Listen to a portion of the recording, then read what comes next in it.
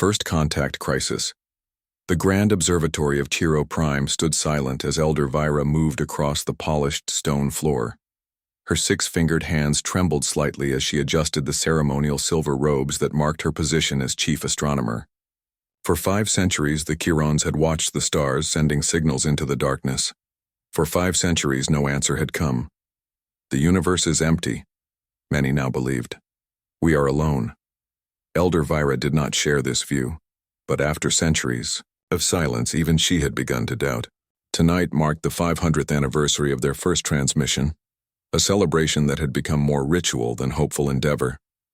She approached the ancient transmitter, its crystalline components gleaming under the soft blue lights. Around, her 24 junior astronomers waited, their iridescent skin reflecting subtle patterns of anticipation despite their stoic expressions. "Begin the ceremony," Vira announced, her voice echoing through the chamber. The transmitter hummed to life, preparing to send their message once more into the void, a complex mathematical sequence followed by basic information about Chiron biology, culture, and location. A hopeful hello from a civilization wondering if anyone else existed among the stars. But before the transmission could begin, a sharp tone pierced the silence. The main observation screen flashed red, an automated alert that had never activated in Vira's lifetime. "What is happening?" she demanded, moving swiftly to the console. Young astronomer Taz frantically worked the controls, his 4 eyes widening with each new piece of information. "Elder, something has entered our system. Something artificial." Vira's heart pounded against her chest. "Show me." The massive display shifted to show a distant object moving at impossible speeds. Data streams filled surrounding screens with calculations that defied Chiron understanding of physics. "This cannot be right," Vira muttered, adjusting the settings herself. "Nothing can move at these velocities. The energy requirements would be astronomical," finished Taz. Yet there it is.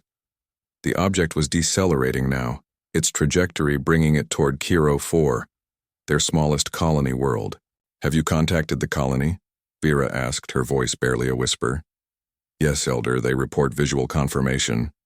It's a vessel, but unlike anything in our records." Vira studied the image as their systems enhanced it. The ship was indeed unlike anything the Chirons had ever built. Where Chiron vessels were smooth and spherical, this craft was angular with strange extensions and what appeared to be external propulsion systems, a design they had determined inefficient centuries ago. "It's damaged," observed another astronomer. "Look at the energy fluctuations and that trail of particles." "Alert the High Council," Vira ordered, "and prepare my shuttle. I'm going to Kiro 4. Captain Lena Morgan knew they were in trouble the moment the Horizon exited the jump. The ship shuddered violently, emergency lights flooding the bridge with crimson warning. Alarms screamed as system after system reported critical failures. "Status report," she shouted, gripping her command chair as another tremor rocked the vessel. "Engineer." Raj Patel's fingers flew across his console, his face grim in the emergency lighting. "The experimental drive overloaded during the jump, Captain. We're venting plasma from the main reactor and the containment field is failing." "Can you stabilize it?" Raj shook his head, "Not without shutting down completely for repairs. And if we do that, we lose life support," Morgan finished grimly. "Options?" Navigator Sarah Chen looked up from her displays, face pale but voice steady. "Captain, we've emerged near an uncharted star system. There's a planet within range, small, rocky but with an atmosphere, thin but breathable." "Any signs of civilization?" Morgan asked, already knowing they had little choice. The Horizon, humanity's most advanced deep space vessel, was dying around them. Chen adjusted her scanner. "I'm picking up... Wait, that can't be right." She looked up, eyes wide. "Captain, I'm detecting artificial structures and energy signatures. There's someone down there." A strange silence fell over the bridge, temporarily drowning out even the alarms. Humanity had spent almost a century searching for intelligent life among the stars. They'd found microbes, simple organisms, even the ruins of ancient civilizations long turned to dust. But never, Not once had they encountered another spacefaring species. Until now, when they were about to crash right into them. "Well," Morgan said, breaking the silence, "this isn't how first contact was supposed to go." The ship lurched again, more violently this time. A support beam broke loose from the ceiling, crashing down mere inches from the navigation console. "We're losing structural integrity," Raj reported. "Captain, we need to land now." Morgan nodded, making the hardest decision of her career. "Chen, plot us a course away from any population centers. Try to put us down somewhere isolated." She turned to Raj. "Divert all remaining power to landing thrusters and life support." Then to communications. "Lieutenant Park, try to raise whoever's down there on all frequencies. Let them know we come in peace and that we're really sorry about this." Park tapped frantically at his console, broadcasting standard greeting packages. "On all bands, Captain." No response yet. Morgan stood, steadying herself against her chair. "All hands, this is the captain. Prepare for emergency landing procedures. This is not a drill." Throughout the ship, the 43 crew members of the Horizon, scientists, engineers, and explorers, strapped themselves into crash positions. They had trained for this, but training never captured the bone-deep terror of a ship breaking apart around you.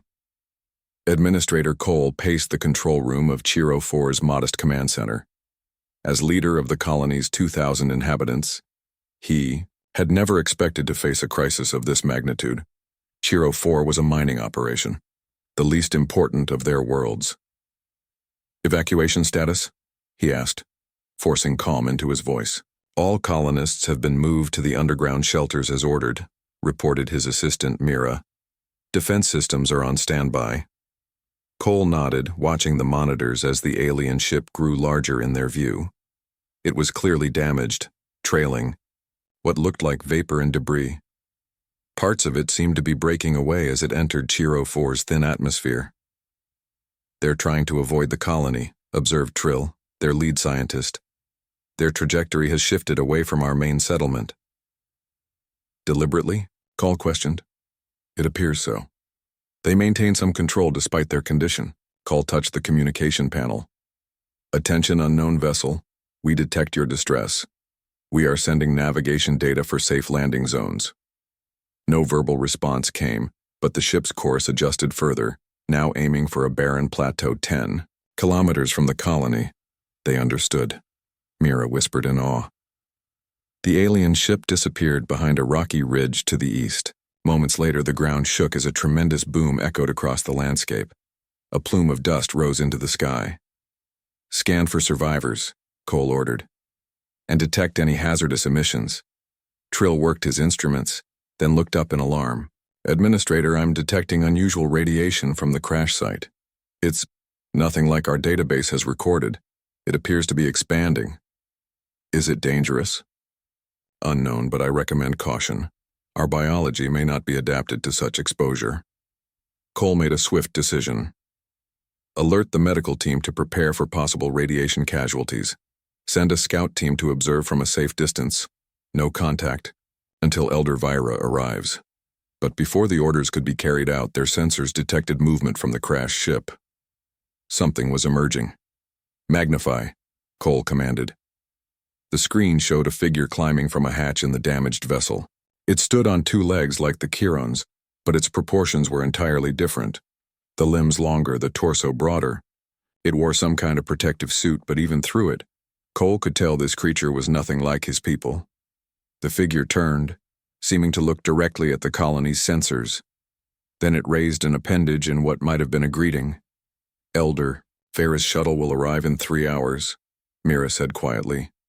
"Let's hope that's soon enough," replied Cole, watching as more figures emerged from the ship. "Because after 5 centuries of silence, it seems we are no longer alone." Captain Morgan surveyed the ruined landscape around the horizon. Their landing, if one could call it that, had left a kilometer-long scar across the rocky terrain. Miraculously, they'd suffered no fatalities, though the medical bay reported 7 serious injuries. "Radiation levels?" she asked, not taking her eyes off the distant structures they'd spotted on descent. Dr. Emily Novak checked her handheld scanner, frowning beneath her helmet. It's not like anything I've seen before, Captain. The jump drive creates exotic particles. As a byproduct, they're contained during normal operation, but now, she looked up. We need to seal off the engine section completely, and we should warn our new neighbors. We don't know how these particles might affect their biology. Morgan nodded grimly.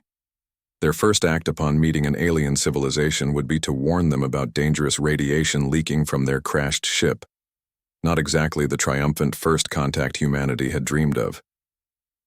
Movement ahead, Lieutenant Commander Ortiz announced quietly, raising his hand, is about a kilometer out.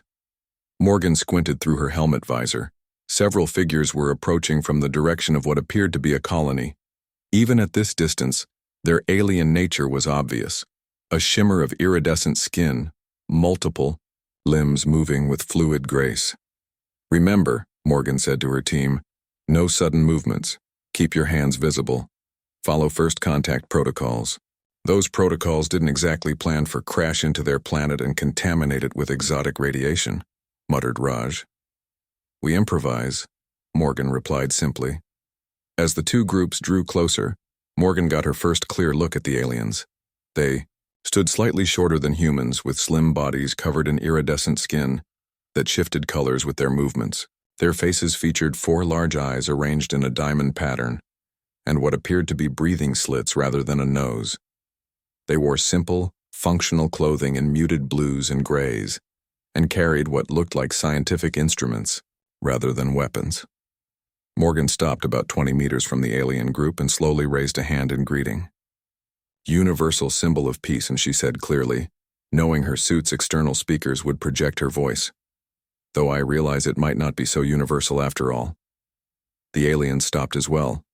One of them, wearing more elaborate clothing than the others, stepped forward slightly. It raised a 6-fingered hand in what might have been their own greeting. Now what? Whispered Raj. Now, said Morgan, we try to communicate. She turned to Dr. Novak. Emily, you're our best shot at this. Ready to make history? Novak nodded, stepping forward with a small device in her hand. The universal translator was a work in progress, not yet fully tested, but it was all they had. She activated the device, which projected a simple holographic display between the two groups. Mathematical equations appeared first, basic arithmetic, then progressing to algebra, geometry, and calculus. Numbers were thought to be universal, mathematics the most likely common ground between different intelligent species. The alien in elaborate clothing watched intently, then produced its own device. A moment later, their hologram joined Novak's, the equations responding to hers, confirming, correcting, expanding. A silent conversation in the language of mathematics. It's working, Novak whispered, excitement clear in her voice. Slowly, the hologram shifted from pure mathematics to simple pictures, a star, a planet, basic atomic structures. With each exchange, the communication grew more complex. Novak added simple human figures to her projection. The alien responded with figures of their own kind. Morgan felt a profound sense of awe. After decades of searching the stars, humanity was finally speaking with another intelligent species. Despite their crash landing, despite the danger they had inadvertently brought with them, this moment was nothing short of miraculous. The exchange continued for nearly an hour, the two sides gradually building a rudimentary shared language. Eventually, Novak turned to Morgan. I think we can try actual words now, Captain. It won't be perfect, but the translator has enough to work with. Morgan nodded and stepped forward. My name is Lena Morgan. We are humans from Earth. She gestured, to her chest, then toward the sky in the direction they had come from, though Earth was far too distant to see. The translator converted her words into a series of symbols and sounds. After a moment, the alien in elaborate clothing responded. The translator processed, then produced, I am Administrator Cole, we are Chirons. This is Colony Kiro 4. Morgan couldn't help the smile that spread across her face. First words exchanged between two intelligent species. Whatever happened next, this moment would be remembered forever. We apologize for our arrival. Morgan continued. Our ship was damaged. The crash was not intentional. A longer pause as the translator worked. Then, "Why have you come to our system?" "Exploration," Morgan answered truthfully. "We seek knowledge and peaceful contact with other intelligent life." Cole seemed to consider this, his four eyes blinking in an odd pattern. "Your ship leaks dangerous energy. Our sensors detect it spreading." Morgan nodded gravely. "Yes, that's why we came to find you. The radiation from our ship could be harmful. Your people should stay away from the crash site." As the translator conveyed this message, the aliens conferred among themselves, their voices soft and melodic. Finally, Cole responded, "We have detected this danger. Our colony is preparing." "We understand this radiation," Novak interjected. "It comes from our drive system, technology we're still developing." The translator struggled with some of these concepts, but Cole seemed to grasp the meaning. "You travel between stars with unfinished technology?" There was something in the alien's response that the translator couldn't quite capture. Perhaps surprise or even disapproval. "We're explorers," Morgan said simply. "Sometimes that means taking risks." Before Cole could respond, one of the other aliens approached urgently, speaking rapidly. The translator couldn't keep up, but the alarm was clear in the alien's body language. Cole turned back to the humans. "A storm approaches. Atmospheric disturbance. Very dangerous on this planet. You must seek shelter immediately." Morgan looked up at the sky. Dark clouds were indeed gathering on the horizon, moving with alarming speed. Winds had already begun to pick up, carrying fine dust that swirled around their suits. "Our ship is damaged," Morgan explained. "It may not provide adequate protection." Cole's skin shifted to a deeper blue. "Then you will come with us. Quickly. The storm brings acid rain that will damage your equipment and perhaps your bodies." Morgan exchanged glances with her team. They had little choice but to trust these aliens they'd just met. With a nod, she accepted their offer. "Lead the way. Administrator Cole, and thank you." As they hurried toward the colony, following their new alien acquaintances, Morgan couldn't help but think that this disaster of a mission might, against all odds, fulfill their original purpose after all: to find life among the stars and forge new connections for humanity. Behind them, the exotic particles continued to leak from the crippled horizon, spreading invisibly through Kiro 4's thin atmosphere, their effects yet unknown. Unlikely Alliance Elder Vera arrived at Colony Kiro 4 as the atmospheric storm reached its peak. Her shuttle barely made it through the turbulence, the acid rain leaving scorch marks across its hull. As she stepped into the colony's main chamber, she found a scene she had never imagined possible: Kirans and aliens working side by side. "Elder," Administrator Cole greeted her with the traditional bow. "Welcome to a historic moment." Vira observed the strange bipedal creatures carefully. They had removed their protective helmets inside the safety of the colony, revealing faces both alien and oddly familiar. 2 eyes, not 4, fur-like growth on some of their heads, skin in various shades of brown and pink rather than the iridescent blue of Kiran bodies. Yet there was something in their expressions she recognized: curiosity, caution, hope. "These are humans," Cole explained. "Their vessel was damaged during transit. The crash was unintentional." One of the humans stepped forward, taller than the others with short dark hair and an air of authority. "I am Captain Lena Morgan of the Earthship Horizon. We apologize for our abrupt arrival." Vira was startled to hear the alien speaking near perfect Kironian, then noticed the small device projecting light between them. A translator. "I am Elder Vira, Chief Astronomer of Kiro Prime," she replied, maintaining her composure despite her racing hearts. "For 5 centuries, we have searched the stars for signs of intelligent life. We had begun to believe we were alone." Captain Morgan's expression changed in a way Vira couldn't quite interpret. "We've been searching too. For nearly a century, humanity has reached out to the stars, hoping to find others. You are the first advanced civilization we've encountered."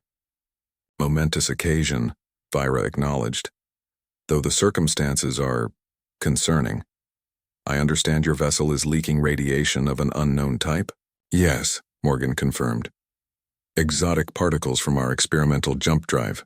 We've tried to contain them, but the damage is extensive. Your people should maintain distance from our ship until we can neutralize the threat, Cole interjected. Our scientists are already working with the humans to address this issue, Elder. They have shared their understanding of the particles freely. Vira noted the unusual color patterns rippling across Cole's skin. Excitement, but also worry. And what have they discovered? The radiation is unlike anything in our science, explained a younger Chiron, that Vera recognized as Trill, the colony's lead scientist. It exists partially outside our normal four-dimensional spacetime. The humans call it transdimensional bleed-through. It's how our drive works, added a human female with light skin and auburn hair pulled back tightly. Dr. Emily Novak, xenophysicist. Our ship creates a controlled bubble of altered spacetime to achieve faster-than-light travel. When the drive malfunctioned, it began leaking these particles. Are they harmful? Vira asked directly.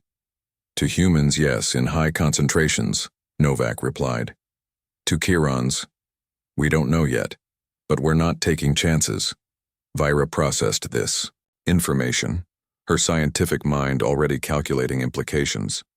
The High Council must be informed immediately. This changes everything we thought we knew about physics, and about our place in the universe. There's more, Cole said, his skin darkening further.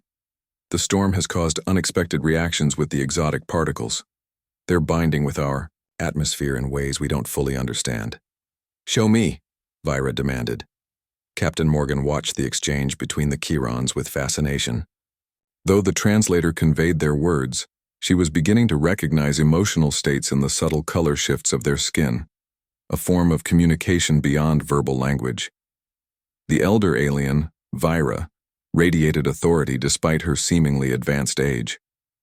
Now, as they moved to the colony's monitoring station, Morgan noted how the other Chirons deferred to her judgment. The main display showed atmospheric readings that made even the aliens' four eyes widen. The storm had intensified beyond normal, parameters driven by the interaction between the acid rain and the exotic particles from the horizon. It's creating a cascade effect, Dr. Novak explained, pointing to the swirling patterns. The particles are catalyzing reactions in your upper atmosphere. If it continues, the colony could face dangerous conditions within hours. Evacuation? Suggested Cole. Impossible during the storm, answered another Chiron. Our vessels cannot launch in these conditions. Morgan exchanged glances with Novak. They'd faced impossible situations before. It was practically in the job description for deep space explorers. We might be able to help, Morgan offered. Our ship is damaged, but our shuttle bay remained, mostly intact. The shuttles have specialized field generators that might neutralize the reaction. Elder Vira turned her four eyes toward Morgan. You would risk your technology to save our colony? Without hesitation, Morgan replied.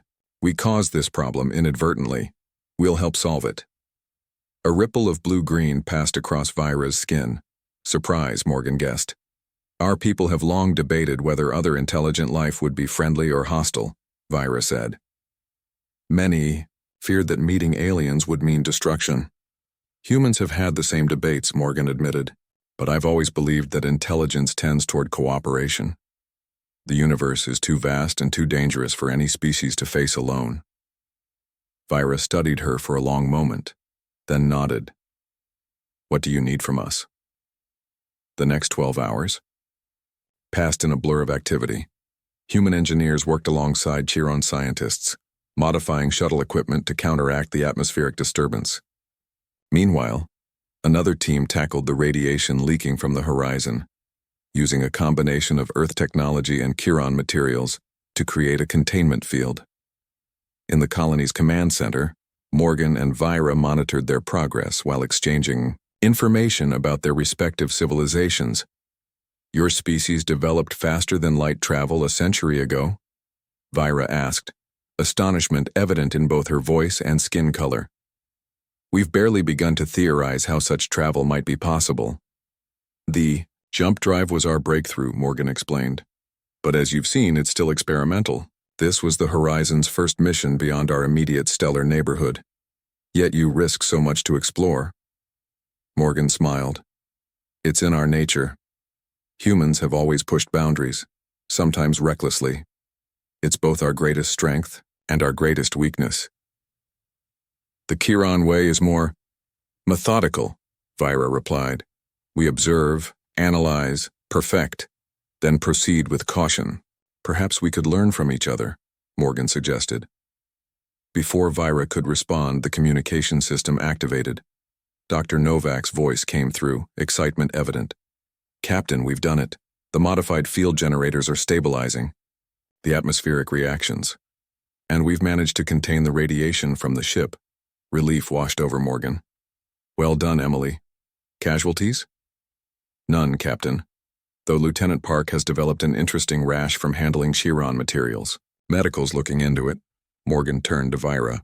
It seems our crisis has been averted, Elder. Thanks to human ingenuity, Vira acknowledged. Perhaps there are benefits to your less methodical approach. A Chiron technician interrupted, voice urgent. Elder Vira, we're receiving a transmission from Kiro Prime. The High Council demands an immediate report. Vira's skin darkened to a deep indigo. They will not easily accept this new reality, that we are not alone in the universe. Our entire philosophy has been built upon the assumption of our cosmic solitude. Would it help if I spoke with them? Morgan offered. Vira considered this. Perhaps, but first there is something I must show you. Something that may explain why this meeting between our species was, perhaps not entirely coincidental. In a secure section of the colony, Vira led Morgan to a small observation room. Inside, a spherical device projected a three-dimensional star map of the surrounding sector.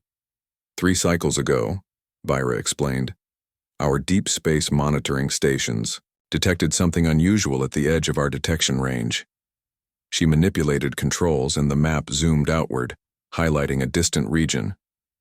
Brief energy signatures unlike anything we had recorded before. They appeared and disappeared, too quickly for proper analysis. Morgan studied the location. That's several light years beyond the system where the Horizon experienced drive failure. Yes, and the signatures have been increasing in frequency. Vira's voice lowered. Some on the council dismissed the data as instrumental error. I did not. I believed it might be evidence of something else out there. Morgan felt a chill that had nothing to do with the room's temperature. And now humans arrive with technology that creates exotic particles and distortions in space-time. Precisely. I believe these anomalies may be caused by something similar to your jump technology, but on a much larger scale. Another spacefaring species? Morgan asked. Perhaps. One that has mastered this technology more completely than humans. But if so, why have they not made contact? Vira's skin rippled with patterns Morgan had not seen before. What if they are watching? Waiting? Morgan considered the implications. Humanity had always wondered if they were alone in the universe. Now, within days, they might be facing evidence of not one but 2 alien civilizations, with the second potentially far more, advanced and deliberately hidden. We need to compare data, Morgan decided. Once the Horizon systems are back online, we can analyze our own readings from that region. If there's something out there, we should know what we're dealing with. Agreed, said Vira. But this information must be shared carefully. Many among my people will resist even the idea of humans existing. To suggest yet another intelligence, one step at a time, Morgan agreed. First, we repair our ship. Then we face the council together. After that, she gestured toward the distant anomalies on the star map. After that, we investigate together. Vira's skin shifted to a brilliant azure, a color Morgan hadn't seen before. Captain Morgan, I believe this crash, disastrous as it seemed, may prove to be the most fortunate accident in our combined histories. 2 weeks later, the Horizon hovered above Chiro 4, its hull patched with an odd combination of earth metals and Chiron crystalline materials. The radiation had been contained, the atmospheric disturbance neutralized. Most importantly, a formal agreement had been reached between humans and Kirans, the first interspecies alliance in either civilization's history. On the horizon's newly restored bridge, Captain Morgan welcomed a small delegation of Kirans aboard. Elder Vira led the group, her skin shimmering with excitement despite her formal demeanor. "Your vessel is most impressive, Captain," she remarked, examining the bridge's technology. "Even damaged, it represents capabilities beyond our current engineering. And your material science is decades ahead of ours," Morgan replied. "Without Chiron crystalline composites, we'd never have repaired our hull so effectively." The ship's communication officer approached. "Captain, we're receiving the signal from Earth. They're ready for the transmission." Morgan nodded. On screen, the main display activated, showing the slightly delayed image of United Earth Authority Director Chen. His expression remained carefully controlled as he observed the Chiron delegation, humanity's first official viewing of an alien species. "Director Chen, may I present Elder Vira of the Chiron High Council," Morgan said formally. Vira stepped forward. "Greetings from the Chiron people. We are honored to establish formal relations with humanity." The director inclined his head. "The honor is mutual, Elder Vira. When we sent the Horizon into deep space, we hoped to find evidence of other intelligent life. To establish direct contact so quickly exceeds our most optimistic projections. Fortune favors the bold," quoted Morgan. "Or in this case, those with experimental drive systems." A hint of a smile crossed the director's face. "Indeed. Have you shared the data on the anomalies?" "We have," confirmed Vira. "Our combined analysis suggests artificial origin. Something is out there, using technology similar to but more advanced than the human jump drive. And you propose a joint mission to investigate?" Morgan nodded. "The Horizon will require 2 months for complete repairs. During that time, we'll integrate Chiron technology to improve our sensors and defensive capabilities. Elder Vira has volunteered to join our crew along with 3 Chiron scientists." "The Council has approved this?" Chen asked, evident surprise in his voice. "Not without debate," Vira admitted, her skin briefly flickering darker.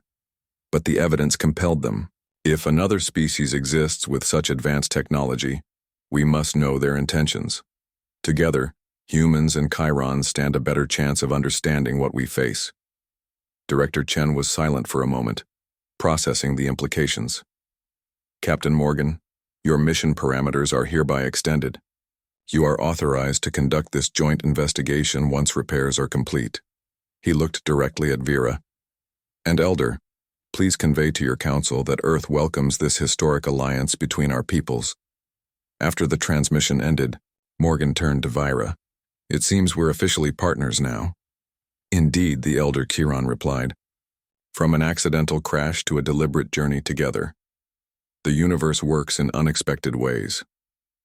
Through the bridge viewport, the curved surface of Chiro 4 glowed in the light of its yellow sun. Somewhere beyond the visible stars, mysterious anomalies continued to appear and disappear, perhaps signals, perhaps warnings. "Whatever we find out there," Morgan said quietly, "we'll face it together." Vira's skin shimmered with a new pattern, one that Morgan had come to recognize as determination. 2 species who thought they were alone, now united. Perhaps that was the point all along.